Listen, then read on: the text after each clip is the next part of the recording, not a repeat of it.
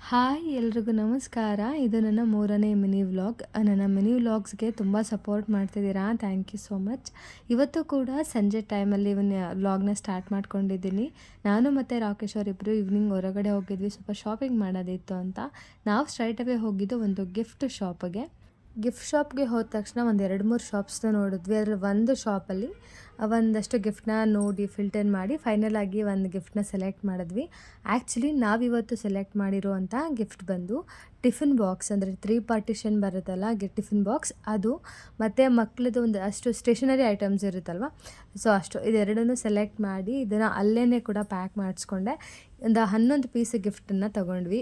ಇಷ್ಟೆಲ್ಲ ಗಿಫ್ಟನ್ನ ಯಾಕೆ ತೊಗೋತಿದ್ವಿ, ಏನು ಫಂಕ್ಷನ್ ಇದೆ ಅಂತ ಎಲ್ಲ ನೆಕ್ಸ್ಟ್ ಮನಿ ವ್ಲಾಗಲ್ಲಿ ಕಂಪ್ಲೀಟಾಗಿ ತಿಳಿಸ್ಕೊಡ್ತೀನಿ. ಅಲ್ಲಿಂದ ಸ್ಟ್ರೈಟ್ ಅವೇ ಅತ್ತೆ ಮನೆಗೆ ಬಂದ್ವಿ. ಅತ್ತೆ ಮನೆಯಲ್ಲಿ ತುಂಬ ಹಂಗೆ ಟೈಮ್ ಸ್ಪೆಂಡ್ ಮಾಡಿದ್ವಿ. ಅತ್ತೆ ಅಡುಗೆನೂ ಕೂಡ ಮಾಡಿದರು.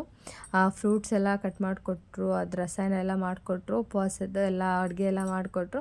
ಸೊ ಚೆನ್ನಾಗಿ ಅಲ್ಲಿ ಬ್ಯಾಟಿಂಗ್ ಮಾಡಿ ಅಲ್ಲಿಂದ ಮನೆಗೆ ರಿಟರ್ನ್ ಆದ್ವಿ. ನಾವು ಅತ್ತೆ ಮನೆಗೆ ಯಾವಾಗಲೇ ಹೋದರೂ 11:30-12 ಗಂಟೆ ಮುಂಚೆ ಮನೆಗೆ ರೀಚ್ ಆಗೋದೇ ಇಲ್ಲ.